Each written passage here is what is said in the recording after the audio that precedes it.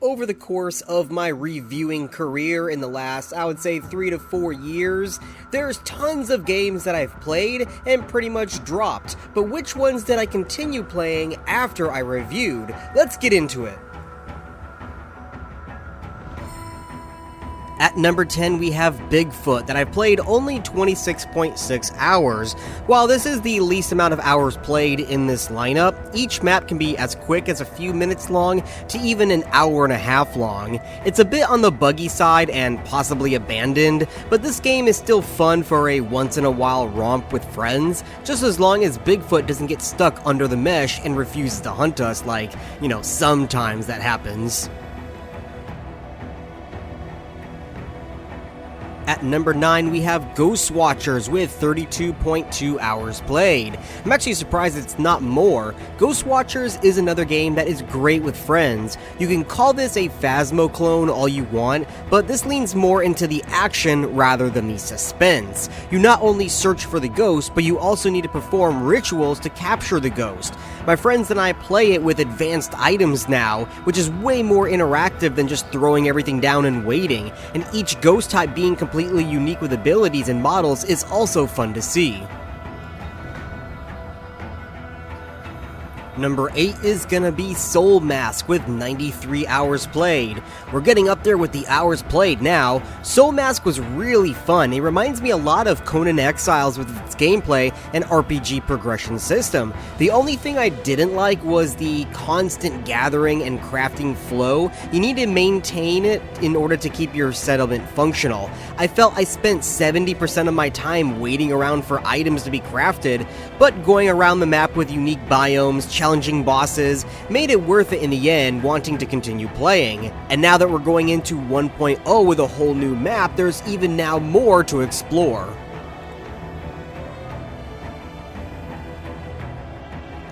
At number 7, we have V Rising. It is easily one of the best games I played this year. I put over 100 hours into it across the standard game mode and the brutal game mode, and it consistently kept me hooked, from the tense early game survival, where sunlight, hunger, and weak gear constantly work against you, to the massive roster boss battles that each encounter feels carefully designed with its own unique battle systems and mechanics. That progression creates a loop that can be frustrating at times, but also incredibly rewarding. Every victory unlocks something meaningful, pushing you forward and encouraging you to adapt your playstyle. Even as someone who doesn't really gravitate toward isometric games, V Rising has completely won me over and stands out as one of the best survival experiences I've played this year. At number 6, we have Schedule 1. Schedule 1 is one of the top games of 2025 next to the V Rising that I played. It's completely hooked me with its gameplay loop. There's something almost addicting about it, starting from nothing, making your own product by hand, hitting the streets to sell it, and slowly building your way up through pure hustle. In fact, I'm going to be playing this game right after I'm done editing this video, because they just added the new Shroom update. But regardless, over time, that small-time operation grows into a full-blown criminal enterprise, complete with factory workers and an underground network that you can manage and expand. What really elevates the experience is the game's personality, the colorful cast of characters, the ridiculous situations you can find yourself in, and the chaos that unfolds when playing with friends, all combined to create moments that are both hilarious and memorable. It's the kind of game that constantly pulls you back in.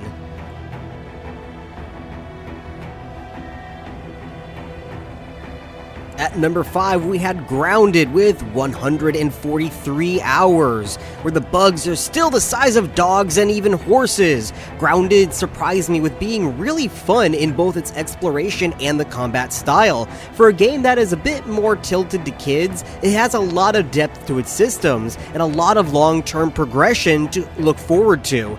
Even tons of optional side content in terms of some of the bosses and other PvE events that you could choose to do. Not to mention that the story is pretty good, and the interactions between the characters in the multiplayer is even better. At number 4, we have Ark Survival Ascended and Ark Survival Evolved, each with 300 hours and 2,100 hours played each. And now I won't deny I played this game with a lot of mods. I even started doing modded maps like you're going to be seeing here with the Appalachian map. I love the wide variety of dinosaurs and even mammals that you can find, tame, and hunt with dynamic spawning systems, and the more the merrier. I love adding even more creatures to the roster to find, uncover, tame, and hunt. I generally don't play past the metal tier. I never really enjoyed playing with the guns or the tech gear. I prefer the more tribal or medieval approach with how I roleplay my playthroughs. But my self-roleplay is what gives me so many hours in both versions, from building to exploring and just having fun, even it is buggy as fuck and crashes a lot at times.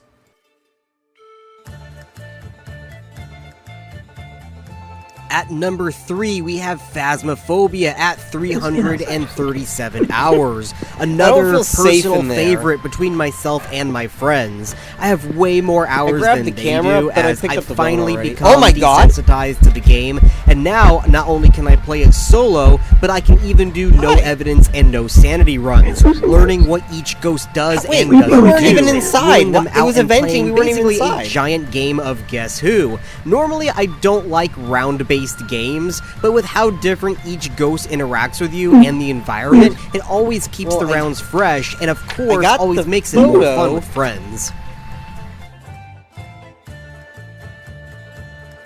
And the number 2 spot is gonna be Valheim at 354 hours. The same thing can be said for here as well as Ark, and it's also gonna apply to the number 1 game in this video, but Valheim has a wide variety of elements to roleplay with, from building to social interactions to side quests, PvE content that you can involve yourself into.